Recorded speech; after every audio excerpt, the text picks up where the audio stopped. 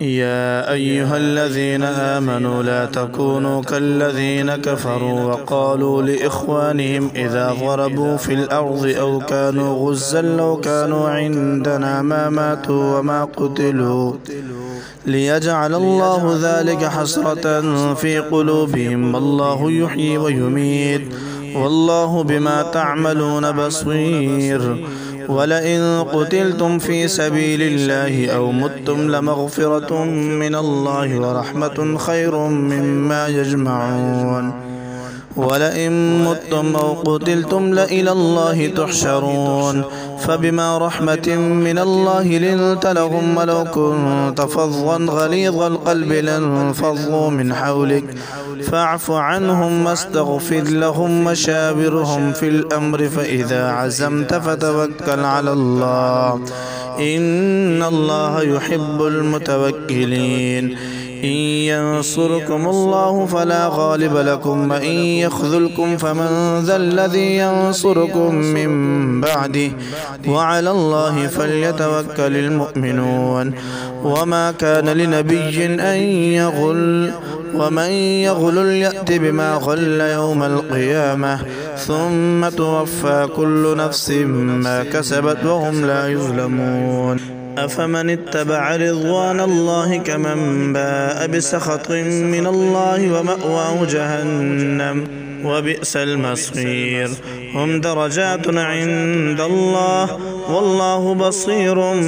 بما يعملون لقد من الله على المؤمنين إذ بعث فيهم رسولا من أنفسهم يتلو عليهم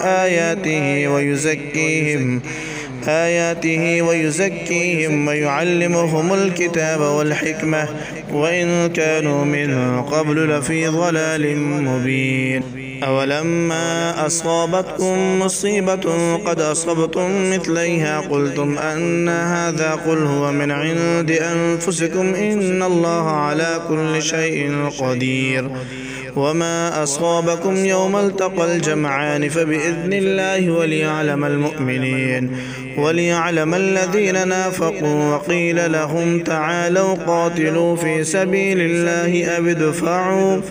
قالوا لو نعلم قتالا لاتبعناكم هم للكفر يومئذ أقرب منهم للإيمان يقولون بأفواههم ما ليس في قلوبهم والله أعلم بما يكتمون الذين قالوا لإخوانهم مقعدوا لو أطاعونا ما قتلوا قل فادرءوا عن أنفسكم الموت إن كنتم صادقين ولا تحسبن الذين قتلوا في سبيل الله أمواتا